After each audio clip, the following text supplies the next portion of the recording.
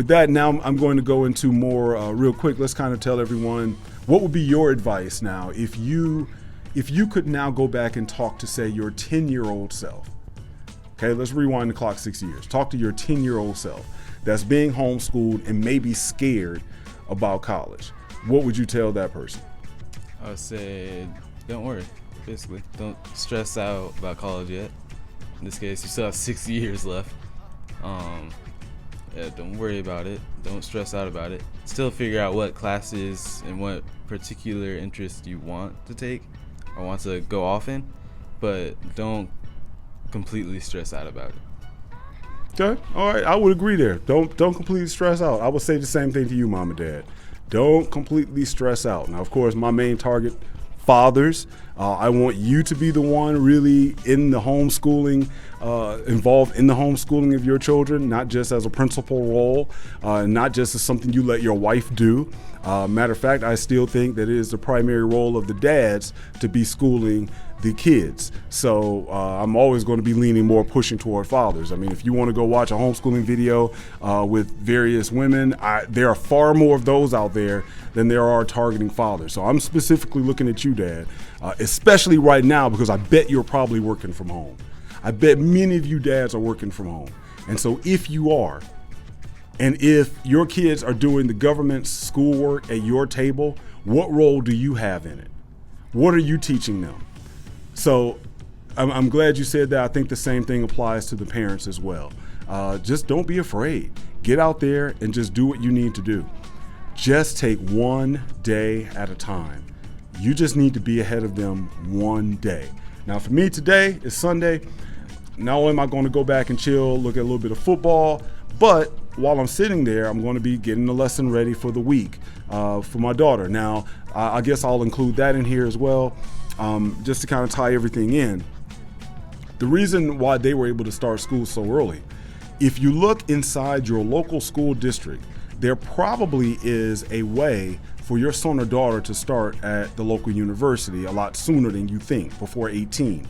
Now, many people still say, well, of course, we have AP classes. There are numerous programs. He's in programs, and that's what we used. We used the programs that they have set up for high schoolers for them to be able to start college early.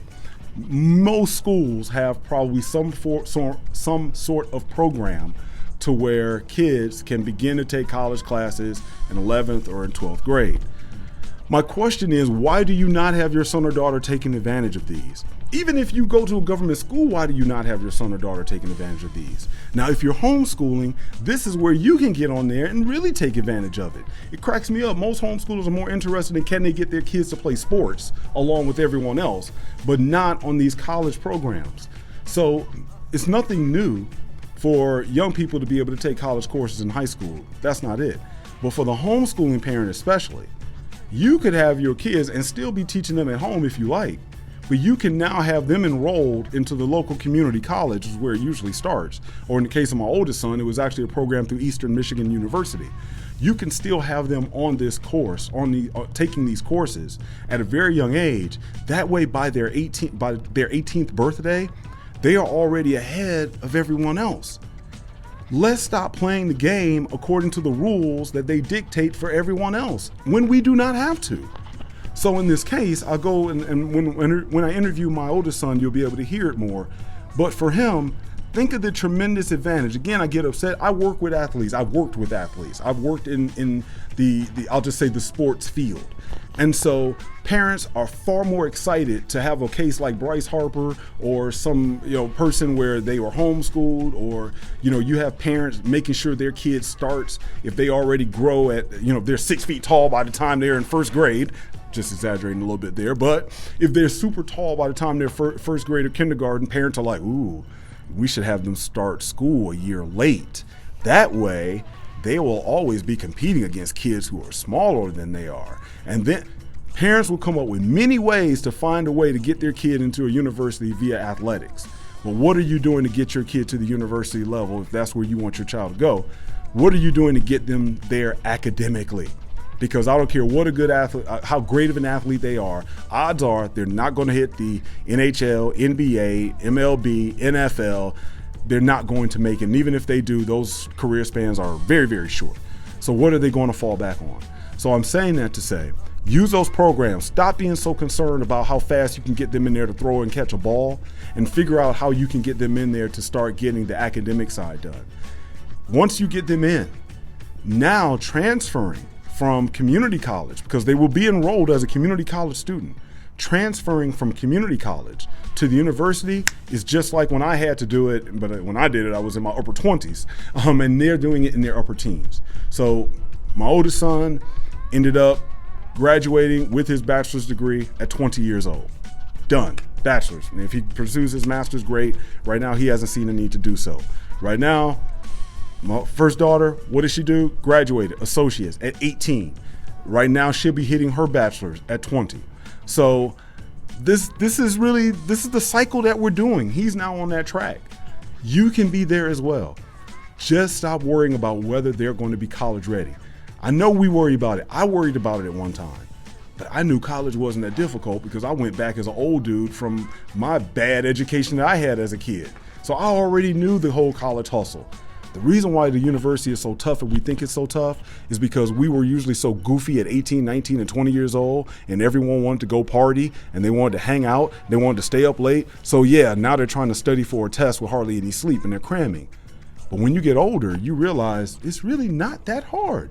I mean, of course, your math, or depending on what you're into, maybe some physics or something, but it's not that hard. And so they worry enough about it. They worry enough on whether they're going to be college ready because of the things that they've been told. But you know your son or your daughter. And so stay with them, stick with it, don't worry, and they can get to the next level. All right? So any closing comments that you would like to give to anyone? I mean, I'm sure I'll have you back and talk to folks in the future, but anything else you want to close with?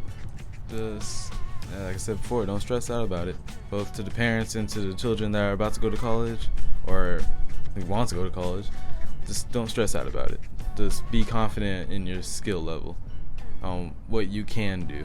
Don't think about what you can't do. Dig it. All right, those are the words from a 16-year-old. So if a 16-year-old is telling you that and you're 36 watching this wondering if you can do it, listen to the 16-year-old, okay?